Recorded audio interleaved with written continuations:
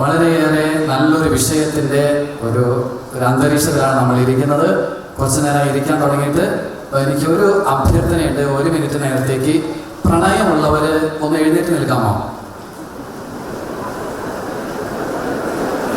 പ്രണയമുള്ളവർ ഒന്ന് എഴുന്നേറ്റ് നിൽക്കുക.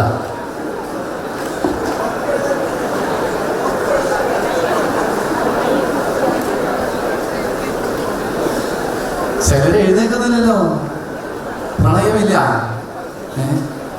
പോളസിന് എഴുന്നേറ്റിട്ടുണ്ട് ഇവിടെ കോലഞ്ചേരി അച്ഛൻ. അച്ഛന് പ്രണയമുണ്ടെന്നാണ് അച്ഛൻ വിശ്വസിക്കുന്നത്. ഓക്കെ, പ്രിയമുള്ളവരെ, നമുക്കിരിക്കാം. പ്രണയത്തെക്കുറിച്ച് ജസ്റ്റിസ് കുര്യൻ ജോസഫ് സാറിൻ്റെ നല്ലൊരു സാക്ഷി നമ്മൾ കേട്ടു. അതിൻ്റെ മനഃശാസ്ത്ര സാമൂഹ്യശാസ്ത്ര മേഖലകൾ അപഗ്രഥിച്ച് ഡോക്ടർ CJ ജോൺ നമ്മോട് സംസാരിച്ചു. ഒരു 5 മിനിറ്റ് സമയം ഇതിനെക്കുറിച്ച് സഭ എന്താണ് പറയണത് കേൾക്കാൻ ആഗ്രഹമില്ലേ? സഭ ഈ പ്രണയത്തെക്കുറിച്ച് എന്താണ് പറയുന്നത്? ഈ പ്രണയം എന്നതിനെ കുറിച്ച് സഭയ്ക്ക് ഇന്ന് എനിക്ക് തോന്നുന്നു വിവാഹത്തെക്കുറിച്ചുള്ള ദൈവശാസ്ത്രമൊക്കെ വളർന്നു വന്നപ്പോൾ നല്ലൊരു കാഴ്ചപ്പാടുണ്ട്, വിശുദ്ധ ഗ്രന്ഥത്തിലുണ്ട്. അതിപ്പോൾ കൂടുതൽ വ്യക്തമായിട്ട് വരുന്നുണ്ട്. മാത്യു മെറീനയെ വിവാഹം ചെയ്തു. മാത്യു മെറീനയെ വിവാഹം ചെയ്തപ്പോൾ നേരത്തെ ഡോക്ടർ CJ ജോൺ സൂചിപ്പിച്ചതുപോലെ തന്നെ പ്രണയം ആരംഭിക്കുകയായി. പ്രണയത്തിന്റെ ആരംഭത്തിൽ ഈ മാത്യു തന്നിൽ നിന്ന് ഈ പറയുന്ന മെറീനയിലേക്ക് പ്രവേശിക്കുകയാണ്. ആ പ്രവേശനത്തിന് കേവലം ആധ്യാത്മികമായ മേഖലകൾ മാത്രമല്ല അങ്ങനെ നമ്മൾ ചിന്തിക്കുമ്പോൾ, മറിച്ച് ഒരു ആകർഷണമുണ്ട്. ഈ മെറീനയുടെ എന്തെന്നില്ലാത്ത അവളെ വിട്ടുപോകാത്ത, അല്ലെങ്കിൽ അവളെ മനസ്സിൽ നിന്ന് മാറ്റാൻ കഴിയാത്ത വിധത്തിൽ അവളോട് എന്തെന്നില്ലാത്ത ഒരു അഭിനിവേശം മാത്യുവിന്റെ മനസ്സിലുണ്ട്. ശരിക്കും പറഞ്ഞാൽ മാത്യുവിന്റെ ലോകം ഈ മെറീനയുടെ ലോകമായിട്ട് മാറുകയാണ്. അവന്റെ സ്വപ്നങ്ങള് മെറീനയുടെ സ്വപ്നങ്ങളായിട്ട് മാറും. എന്ന് വെച്ച് കഴിഞ്ഞാൽ അത്രമാത്രം അവൻ മെറീനയിലേക്ക് ആവസിക്കുകയാണ് ചെയ്യുന്നത്. മെറീനയുടെ സ്വപ്നങ്ങളിലേക്ക് അവൻ പാദമൂന്നുകയാണ് ചെയ്യുന്നത്.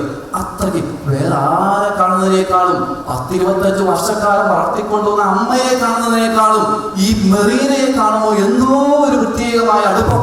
അവർക്ക് വേണ്ടി എന്തെങ്കിലും ത്യാഗം ചെയ്തു കൊടുക്കുമ്പോൾ എന്തോ ഒരു സന്തോഷം. മാത്രമല്ല എന്തെന്നില്ലാത്ത ശാരീരികമായ അഭിലാഷം. ഇതാണ് വിവാഹത്തിന്റെ ആദ്യ സ്റ്റേജ്. പ്രണയമാണിത്.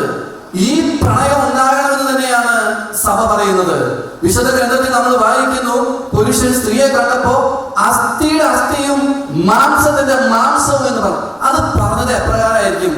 അസ്ഥിയുടെ അസ്ഥിയും മാംസത്തിന്റെ മാംസവും എന്നായിരിക്കുമോ? ആകാൻ സാധ്യതയെന്നല്ല എനിക്ക് തോന്നി. ഈ ഒടുക്കത്തെ ആകർഷണം ഈ നമ്മൾ മാരേജ് പ്രിപ്പറേഷൻ കോഴ്സിനൊക്കെ വരുമ്പോൾ കാണുന്നുണ്ട്. ഈ കല്യാണം കഴിക്കാൻ പോകുന്ന പെൺപിള്ളേരും ആൺപിള്ളേരും ആകർഷിക്കപ്പെടുന്നത്. ആ ആകർഷണത്തിന്റെ ശക്തി എന്ന് പറഞ്ഞു കഴിഞ്ഞാല് നീ എന്റെ അസ്ഥിയുടെ അസ്ഥിയും മാംസത്തിന്റെ മാംസവുമാണ്. ഒന്നായി തീരുന്ന എന്തോ പ്രത്യേകമായ ഒരു ഡ്രൈവ്, ഒരു അഭിനിവേശം, ഇതൊരു പ്രത്യേകമായ ശക്തിയാണ്. ഇത് നിങ്ങൾ ഈ വിവാഹത്തിലൊക്കെ ആരംഭകാലത്ത് അനുഭവിച്ചിട്ടുണ്ടാകണം. വിവാഹം ഇഷ്ടപ്പെട്ടാണ് നടത്തിയതെങ്കിൽ, കഷ്ടപ്പെട്ട നടത്തിയെങ്കിൽ ഉണ്ടായി കാണില്ലായിരിക്കും. ഇവിടെ ഇരിക്കുന്ന ചിലർക്കൊക്കെ ഇഷ്ടപ്പെട്ട് നടത്താൻ ഭാഗ്യം കിട്ടിക്കാണും, ചിലർക്കൊന്നും അങ്ങനെ ഭാഗ്യം കിട്ടിക്കാണില്ലായിരിക്കാം. ഏതായാലും ഇന്നത്തെ ചെറുപ്പക്കാരുടെ ഇത് കൂടുതലായിട്ട് വരുന്നുണ്ട് ഇഷ്ടപ്പെട്ട വിവാഹം. ഈ ഇഷ്ടപ്പെട്ട വിവാഹത്തിലെ പ്രണയത്തിന്റെ ആദ്യത്തെ സ്റ്റേജ് എന്ന് പറയുന്നത് ഈ അടുത്തൊരു ആകർഷണമാണ്. ഈ ശരീരത്തിൽ ഒന്ന് തൊടാനുള്ള ഒരു വെമ്പലാണ്. തൊട്ട് കഴിയുമ്പോൾ അനുഭവിക്കുന്ന ഒരു പ്രത്യേകമായ ഒരു സുഖമാണത്. ഇത് പ്രണയമാണ്. ഈ പ്രണയം സഭ എപ്പോഴും ഉയർത്തി കാണുന്ന ഒരു കാര്യമാണ്. അസ്ഥിയുടെ അസ്ഥിയും മാംസത്തിന്റെ മാംസം. എന്നാൽ ഈ മാത്യുവും മെറീനയും തമ്മിലുള്ള ഈ പ്രണയത്തിന് മാറ്റങ്ങൾ വരും. മാറ്റങ്ങൾ വരുമ്പോൾ ഒന്നുകിൽ ഈ മാത്യു ഈ പ്രണയം വഴി തന്നിൽ നിന്ന്, തന്റെ സ്വാർത്ഥതയിൽ നിന്ന് മെറീനയിലേക്ക് വളർന്നതാണ്. ചിലരൊക്കെ പറഞ്ഞു കേൾക്കുന്നുണ്ട് ഈ പ്രണയം അല്ലെങ്കിൽ ഈ സ്നേഹം എന്നൊക്കെ പറയുന്നത് ഒരു മുഖംമൂടിയാണെന്ന്. ഐ ലവ് യു എന്നൊരു പുരുഷൻ ഒരു സ്ത്രീയുടെ മുഖത്ത് നോക്കി പറയുമ്പോ അതിനകത്ത് ഒരു സ്വാർത്ഥതയുടെ ഒരു ഭാവം ഉണ്ടെന്നാ പറയുന്നത്. എന്റെ ചില സുഖങ്ങൾ നടന്നു കിട്ടാൻ വേണ്ടിയിട്ട് അത് നേരിട്ട് പറയാതെ ഞാൻ പറയുന്ന ഒരു വാക്കാണ് I love you, but I need some comfort from you. അതാണ് ഈ പറയുന്ന കാര്യം. അങ്ങനെ പറയുന്നവരുണ്ട്. മാത്രമല്ല ഇത് ബയോളജിക്കലായിട്ടുള്ള ജൈവശാസ്ത്രപരമായ ചില മേഖലകളുണ്ട്. ഈ മാത്യു മെറീനയെ പ്രണയിച്ച് വിവാഹ ജീവിതം ആരംഭിച്ചു. കുറച്ചു നാൾ കഴിയുമ്പോൾ ജൈവശാസ്ത്രപരമായ പ്രവർത്തനങ്ങളിൽ മാറ്റം വരും. ഈ പ്രണയം വഴി മാത്യു തന്നിൽ നിന്ന് മെറീനയിലേക്ക് പുറത്തിറങ്ങുന്ന വ്യക്തി ചിലപ്പോൾ കുറച്ചു നാൾ കഴിയുമ്പോൾ മെറീനയിൽ നിന്ന് തന്നിലേക്ക് തന്നെ മടങ്ങും. തന്റെ സ്വാർത്ഥ മോഹങ്ങളിലേക്ക് ഒതുങ്ങും. അപ്പൊ മെറീന ഒരു വ്യക്തിയല്ല, വസ്തുവായി മാറും. വസ്തു എന്ന് പറയുമ്പോ എനിക്ക് വസ്തുവിനെ തൊടുമ്പോ കാണുമ്പോ സന്തോഷമുണ്ട്, പിന്നെ സന്തോഷമില്ല. പിന്നെ സന്തോഷം കിട്ടണമെങ്കിൽ വീണ്ടും ആ വസ്തുവിനെ തൊടണം. അത്തരത്തിലുള്ള ഒരു വസ്തുവൽക്കരണത്തിലേക്ക് മെറീന മാറുകയാണ്. മാത്യുവും മെറീനയും തമ്മിലുള്ള പ്രണയം ഒരു യാന്ത്രികതയിലേക്ക് കടക്കുകയാണ്. മക്കളുണ്ടാകുന്നു, ആ മക്കളെ നോക്കി കാര്യങ്ങൾ നോക്കി വളർത്തുക മാത്രമായിട്ടുള്ള ഒരു ബന്ധമായിട്ട് അത് ചുരുങ്ങുകയാണ്. യാന്ത്രികമായ ഒരു ബന്ധം, കുറെ ഉത്തരവാദിത്തങ്ങൾ നിർവഹിക്കാൻ വേണ്ടി മാത്രമുള്ള ഒരു ബന്ധമായിട്ട് അത് പിൻവലിയുകയാണ് ചെയ്യുന്നത്. അങ്ങനെ ജീവിക്കുന്ന ഒത്തിരിയേറെ ദമ്പതികൾ നമ്മുടെ സമൂഹത്തിലുണ്ട്. പ്രണയത്തിൽ പിച്ച വെച്ച് തുടങ്ങിയപ്പോഴേക്കും പിടഞ്ഞു വീണ കരിഞ്ഞു പോയ ദമ്പതികൾ നമ്മുടെ നാട്ടിൽ ഏറെയുണ്ട്.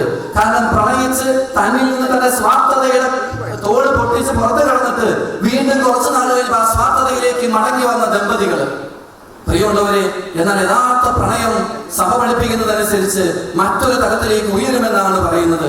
അതിന് ആദ്യത്തെ പ്രണയത്തെ ഇന്ദ്രിയ പ്രണയം എന്ന് പറയാമെങ്കിൽ പിന്നീട് വരുന്ന പ്രണയമാണ് അതീന്ദ്രിയ പ്രണയം, ട്രാൻസെൻഡന്റൽ ലവ്. ഈ ആദ്യത്തെ പ്രണയത്തിനകത്ത് 3 കാര്യങ്ങളുണ്ട്. ആ 3 കാര്യങ്ങൾ ഈ അതീന്ദ്ര പ്രണയത്തിൽ മരിക്കുകയാണ് ചെയ്യുന്നത്. ഒന്നാമത്തെ കാര്യം, ആദ്യ പ്രണയത്തിൽ ഒരല്പം സ്വാർത്ഥതയുണ്ട്. തന്നെ ഉള്ളിലേക്ക് നോക്കിയിട്ടാണ് മറ്റൊരാളെ പ്രണയിക്കുന്നത്.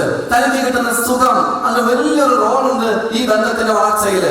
എന്നാൽ നേരത്തെ ജസ്റ്റിസ് കുര്യൻ ജോസഫ് സാർ പറഞ്ഞതുപോലെ തന്നെ ഇതെന്റെ ശരീരമാണെന്നും ഇതെന്റെ അസ്ഥിയുമാണെന്ന് തിരിച്ചറിഞ്ഞു കഴിയുമ്പോ, ഒന്നാണെന്ന് വന്നു കഴിഞ്ഞു കഴിയുമ്പോ അതിനേക്കാളൊക്കെ ഉയരുന്ന ഒരു തലമുണ്ട്. അതാണ് അതീന്ദ്രിയ പ്രണയം എന്ന് പറയുന്നത്.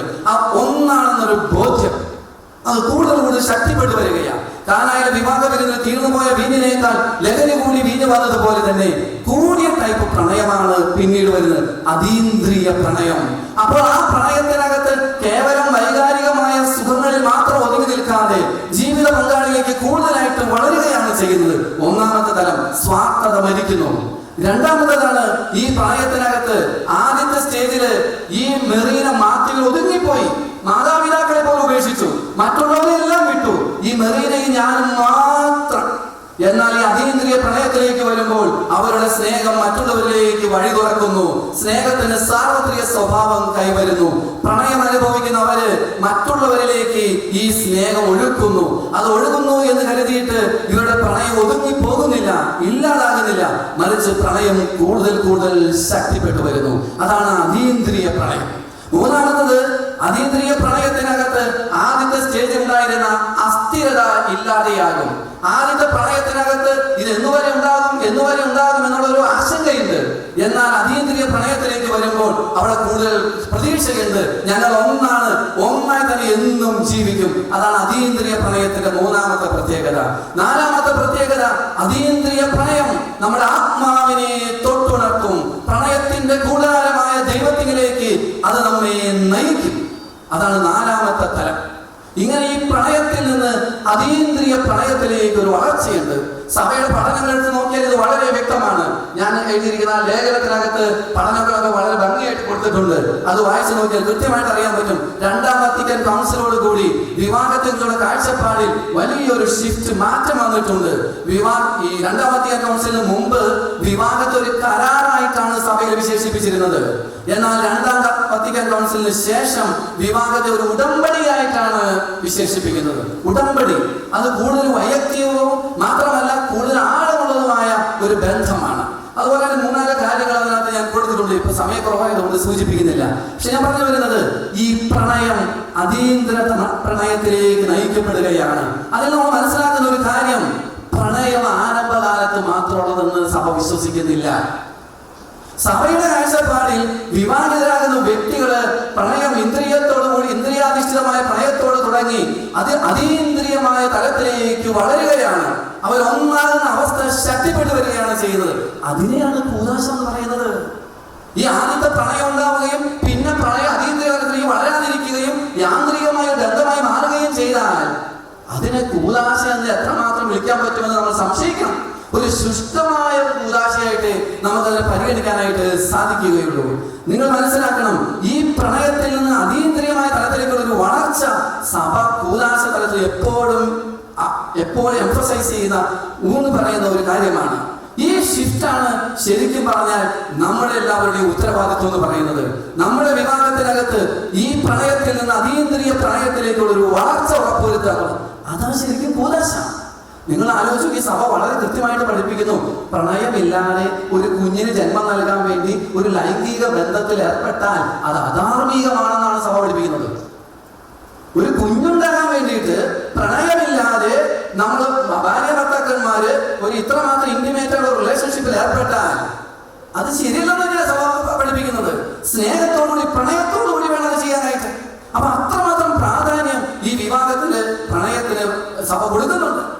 പ്രിയമുള്ളവരെ, ഈ പ്രണയത്തെയാണ് നമ്മൾ കുടുംബത്തിനകത്തെ പ്രണയം എന്ന് പറയുന്നത്. അത് മരണം വരെയാണ്. ഇനി 3-4 കാര്യങ്ങൾ ഊന്നി പറയാൻ ഞാൻ ആഗ്രഹിക്കുകയാണ്. ഒന്നാമത്തെ കാര്യം, ഒരു വിവാഹത്തിന്റെ ആരംഭത്തില് പ്രണയം ഉണ്ടാകണം, ഇന്ദ്രിയ പ്രണയം. മാതാപിതാക്കൾ മക്കൾക്ക് കല്യാണം ആലോചിക്കുമ്പോൾ ഇന്ദ്രിയ പ്രണയത്തിന് സാധ്യതയുണ്ടോ എന്ന് ഒന്ന് അന്വേഷിക്കണം. ആ പ്രണയത്തിന് സാധ്യതയില്ല എങ്കിൽ എത്ര വലിയ ഭൗതികമായ മാനദണ്ഡങ്ങളിൽ യോജിപ്പുണ്ടെങ്കിലും വിവാഹം നടത്തരുത്. നിങ്ങൾ തെറ്റിദ്ധരിക്കരുതെന്ന് ഞാൻ കരുതുകയാണ്. ഇന്ദ്രിയ പ്രണയമില്ലാതെ അതീന്ദ്രിയ പ്രണയത്തിലേക്ക് പ്രവേശിക്കാൻ കഴിയുമെന്ന് കരുതുന്നത് അത്ര നോർമലല്ല, അത്ര സ്വാഭാവികമായ ഒരു കാര്യമല്ല. പറ്റില്ലെന്ന് ഞാൻ പറയുന്നില്ല, പക്ഷെ അത് വളരെ വളരെ കുറവായിരിക്കാനാണ് സാധ്യത. ഇന്ദ്രിയ പ്രണയം നമുക്ക് ആവശ്യമാണ് ആരംഭത്തിൽ. അത് ദൈവം തന്നൊരു ദാനമാണ്. ഈ പ്രണയം അതീന്ദ്രിയ തലത്തിലേക്ക് വളരുമ്പോൾ അതാണ് യഥാർത്ഥത്തിലുള്ള വിവാഹം. അപ്പോ ആദ്യം ഇന്ദ്രിയ പ്രണയം വേണം. ആ പ്രണയത്തോടുകൂടി അത് അവസാനിക്കുന്നില്ല, അത് വീണ്ടും അടുത്ത സ്റ്റേജിലേക്ക് വളരുകയാണ്. വിവാഹബന്ധം മരണം വരെ പ്രണയത്തിൻ്റെതാണെന്ന് സഭ പഠിപ്പിക്കുന്നു. മാത്രമല്ല, വിവാഹത്തിന്റെ ആരംഭത്തിൽ നമ്മൾ പറയുന്ന ഈ ഇന്ദ്രിയ പ്രണയത്തിൽ എന്നും നിലനിൽക്കാമെന്നതും ശരിയല്ല. ഇന്ദ്രിയ പ്രണയം എന്നും ഉണ്ടാകും എന്നുള്ളതും ശരിയല്ല. അതിൽ നിന്ന് മാറ്റം വരും. നമ്മൾ ഇന്ദ്രിയ പ്രണയത്തിൽ നിന്ന് അതീന്ദ്രിയ പ്രണയത്തിലേക്ക് വളരും. അവിടെയാണ് വിവാഹം ഒരു കൂദാശയായിട്ട് മാറുന്നത്. പ്രിയമുള്ളവരെ, വിവാഹം എന്ന കൂദാശയുടെ അർത്ഥം ഇതാണ്: ഈ ഭാര്യയും ഭർത്താവും ചേർന്ന് ക്രിസ്തുവിന്റെ സ്നേഹം ഈ ഭൂമിയിൽ അവതരിപ്പിക്കുകയാണ്. ക്രിസ്തുവാണ് ഏറ്റവും കൂടുതൽ പ്രണയിച്ചെന്നാണ് എനിക്ക് തോന്നുന്നത്. അതുകൊണ്ടാണ് അവന്റെ പീഡാസഹനങ്ങൾക്ക് പാഷൻ എന്ന് പേരിട്ടത്. ഒരു അഭിനിവേശം, ഒരു ആവേശം, അതായിരുന്നു കർത്താവിന്റെ സ്നേഹം എന്ന് പറയുന്നത്. ഇതൊരു പ്രണയത്തിന്റെ ഭാഷയാണ്.